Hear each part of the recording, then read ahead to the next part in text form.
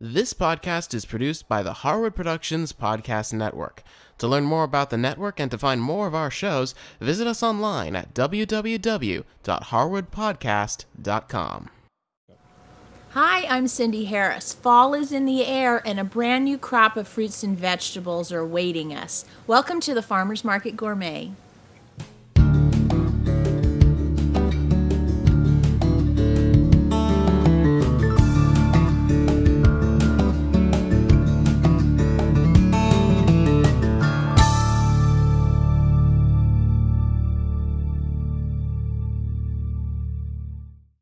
Well, it's the middle of September here, but we still have tons of tomatoes at the farmer's market.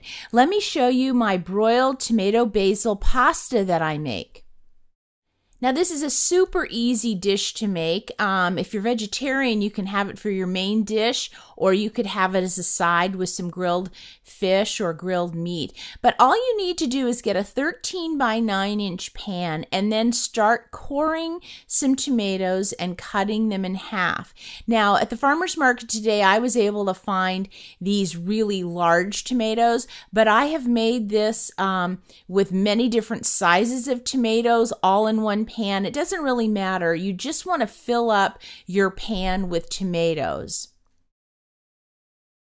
Then I'm going to get 2 cloves of garlic and I'm going to put them through my mincer, but I'm going to mince them on my tomatoes. And what I do is I mince them a little bit and then I just kind of scrape some of the garlic off on each of the pieces of tomato, and then I kind of spread it around with a knife. You don't need a ton of garlic for this because it doesn't cook for that long where you're going to mellow the flavor out a lot, but you do want to try to touch each tomato with a little bit of minced garlic. Then get some olive oil and we're just going to drizzle a little bit on top of each of the tomatoes. Not a ton, just a little bit. Now next is some Parmesan cheese. Now I'm using some shaved Parmesan. You can certainly use some of the shredded, but you want to put a nice amount on top of each tomato. And then I'm going to sprinkle the tops with just a little bit of kosher salt. And then I'm going to get my black pepper and I'm going to do a few cracks of black pepper all across the top as well.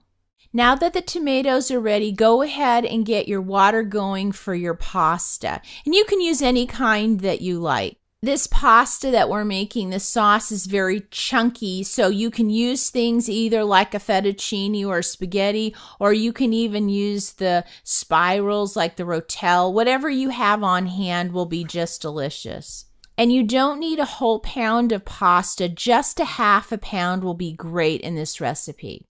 I do always like to salt my pasta water, and then once you get all the noodles in, go ahead and give it a little stir so that they start floating around in the water, and then put your timer on for however long it says on the package. Now the tomatoes are pretty much ready to go under the broiler, but before I put them under the broiler, I like to get my basil ready. And for this, I get a couple of nice handfuls of basil. I'm just trimming my plant here right now. But then I'm going to take and remove the leaves, and I'm going to chiffonade them by putting all the leaves together, kind of giving them a little roll, and then slicing through them. Now we're going to keep the basil separate from the tomatoes right now. If I were to put it on the tomatoes right now and put it under the broiler, it would just burn. So I'm just going to set the basil aside and then get the tomatoes in the oven. Now what I've done is I've preheated my broiler and I've put the rack on pretty close to the top. And I'm just going to pop those under there, and then I'm going to want to watch them, because what's going to happen is that Parmesan is going to start to bubble and pop and start to brown, and that's what I'm going for. It's really important that we let that Parmesan cheese brown because it's going to add a ton of flavor to this dish. Now, once they're broiled up nicely, just bring your dish out and get a nice knife and a fork, and you're just going to start cutting these tomatoes. And you're going to cut them into little chunks, and you're going to go right through the cheese. Don't worry if it falls off, but we're just going to go through and decimate all of these tomatoes. Now you're going to notice as you're cutting the tomatoes up, you're going to start to see all these juices come out. And that's really great because they've cooked for just a little bit, so it's still a very fresh tasting sauce, but it does add a lot of liquid that then that pasta can soak up. So once the tomatoes are all cut up, we're going to take our basil, sprinkle that in. Then I like to add about a handful or so of some fresh Parmesan to that. Now I'm going to go over and get my pasta. Now I've already drained it. I didn't run any cold water on it though because I want it to be nice and hot, because once it hits that Parmesan cheese that we've just put on in the basil, it's going to start to wilt that and melt the cheese, which is what I really want. And then I'm just going to take my tongs and I'm going to start moving the tomatoes that I've broiled, mix them in with the noodles and that I've just put on, and I just kind of want to mix this whole thing up. Now it's time to do our last little bit of seasoning. So I'm going to take a little bit of kosher salt, sprinkle that on the top, and then I'm going to go ahead and do a little bit more black pepper. And then it's time just to mix that salt and pepper in with the pasta and the tomatoes.